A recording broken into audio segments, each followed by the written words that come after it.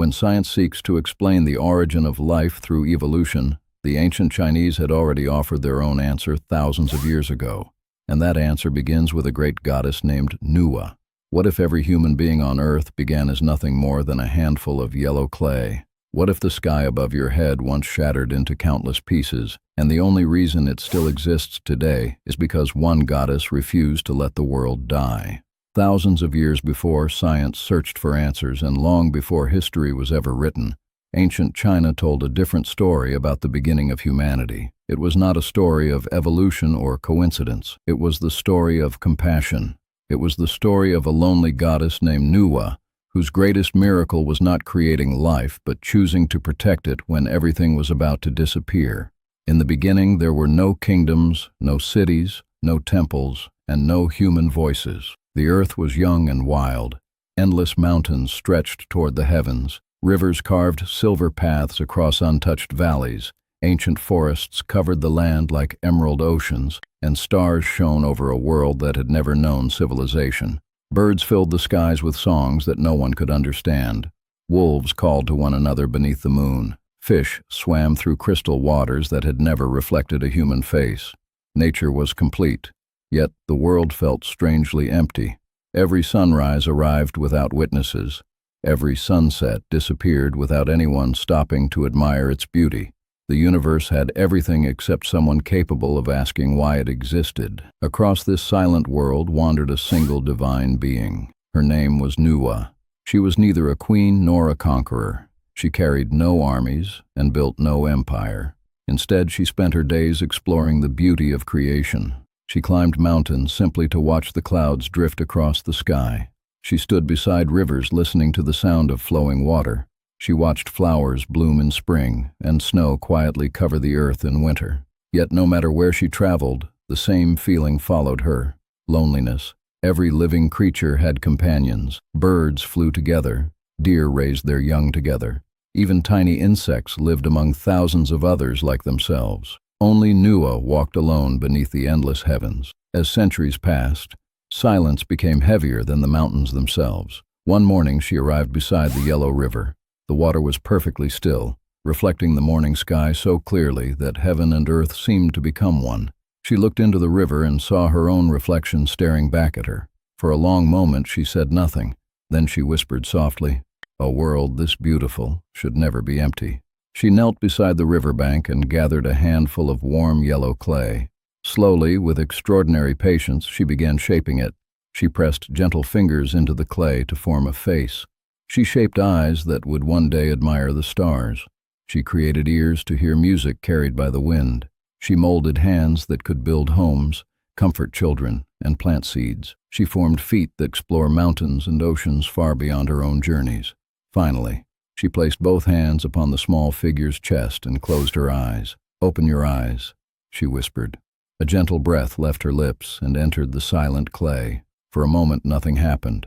Then the little figure trembled. Its chest rose with its first breath. Tiny fingers moved. Slowly, uncertainly, it opened its eyes. It looked first at the sky, then at the earth, and finally at the goddess standing before it. The first human smiled. At that moment, something extraordinary happened. Nuwa smiled back.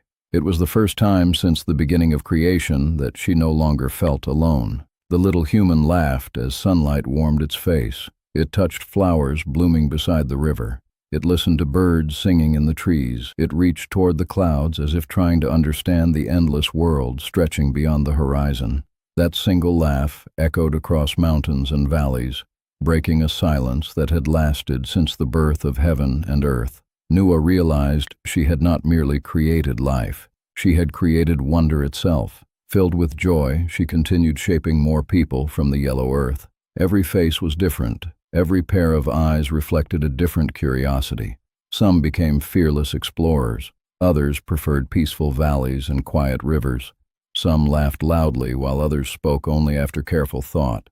Each person carried unique dreams, talents, and personalities, because Nuwa believed that a beautiful world deserved beautiful diversity. Soon children played beside rivers. Families gathered beneath. Ancient trees and songs replaced the endless silence that had once covered the earth. Yet there was one problem. The world was enormous.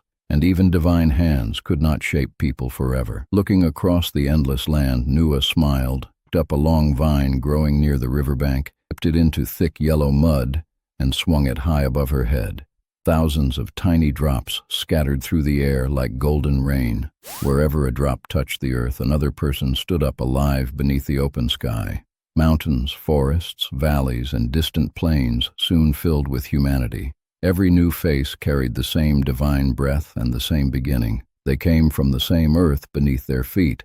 They shared the same sky above their heads. They belonged to one family. As generations passed, people learned to farm fertile valleys, build homes from wood and stone, weave clothing, make music, tell stories, and raise children. Fires burned each evening as families gathered beneath the stars, wondering about the mysteries of the universe. Civilization slowly awakened. Nuwa watched with quiet pride as humans learned not only to survive, to create beauty of their own. Then everything changed. High above the world, two mighty gods, Gong Gong, the Lord of Water, and Ju Rong, the Lord of Fire, fought a battle so violent that the heavens themselves trembled. Rivers rose into enormous waves. Volcanoes erupted across distant mountains. Thunder rolled without end. When Gong Gong realized he had been defeated, his pride transformed into uncontrollable rage. Rather than accept defeat, he hurled himself against Mount Buzhou, one of the great pillars supporting heaven itself. The impact shook the universe. A deafening crack echoed across creation. The mountain collapsed. The sky split apart. The heavens tilted toward the northwest while the earth sank toward the southeast. Massive rivers burst from their banks. Oceans swallowed entire valleys. Forests exploded into flames. Giant rocks fell from the broken heavens like burning stars. The sun disappeared behind clouds of ash, and darkness covered the world. Monsters, hidden since the dawn of time, crawled from mountains and caves, hunting frightened people struggling to survive. Children cried as families were swept away by floods. Villages disappeared beneath roaring waters. Humanity stood on the edge of extinction. Nuwa looked upon the disaster with unbearable sorrow. These were not strangers. These were her children, the people she had shaped with her own hands, people who carried her breath within their hearts. She refused to let them disappear. Without hesitation, she began a journey across heaven and earth, unlike any ever undertaken before. She climbed mountains where no living creature dared to travel. She crossed rivers of fire. She entered valleys hidden beneath eternal storms. There she searched for 5 sacred stones, each glowing with one of the ancient colors of creation. Red for life, blue for the heavens, green for the earth, white for hope, gold for balance. After gathering the stones, she built a furnace larger than a mountain. For 9 days and 9 nights, the flames burned without rest until the stones melted into rivers of brilliant light. Carrying the glowing liquid toward the broken heavens, Nuwa climbed higher than any being had ever climbed before. One by one, she filled every crack stretching across the sky. Every stone sealed another wound. Every step demanded more of her strength. Every moment drained the divine power within her, yet she never stopped. When the sky was finally repaired, she saw that heaven still had no support. She found a giant black turtle that had lived since the birth of the world. With great sorrow, she used its 4 enormous legs as new pillars to hold the heavens forever. Then she faced the terrifying black dragon whose roar spread fear across the earth. After an epic battle that shook mountains and rivers, she defeated the beast and restored peace to the land. Finally, she burned vast fields of magical reeds and used their ashes to calm the floods until rivers returned to their natural paths. Slowly, the fires faded. The floodwaters retreated. Blue skies returned. Birds sang once again. Flowers bloomed where ashes had covered the earth. Humanity stepped from caves and mountains to rebuild their homes beneath a healed sky. But as the people celebrated their survival, few realized the cost of their salvation. Nuwa had given nearly all of her divine strength to save the world. She asked for no reward. She built no palace. She demanded no worship. Watching humanity laugh once more was enough.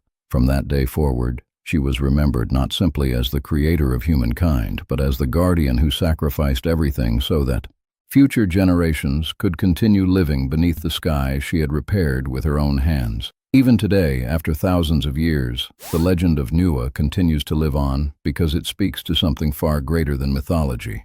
Science may explain how life evolved, But stories like this remind us why people have always searched for meaning. They teach us that creation is more powerful than destruction, that compassion is stronger than fear, and that true greatness belongs not to those who conquer the world, but to those willing to save it. Perhaps humanity was never literally shaped from yellow clay, and perhaps the sky never truly shattered above our heads. Yet every time we choose kindness over cruelty, creation over destruction, or hope over despair, we continue the legacy of the goddess who refused to let the world end. And maybe that is the real reason the story of Nüwa has survived for thousands of years, because as long as people continue searching for hope beneath the same endless sky, her story will never truly come to an end.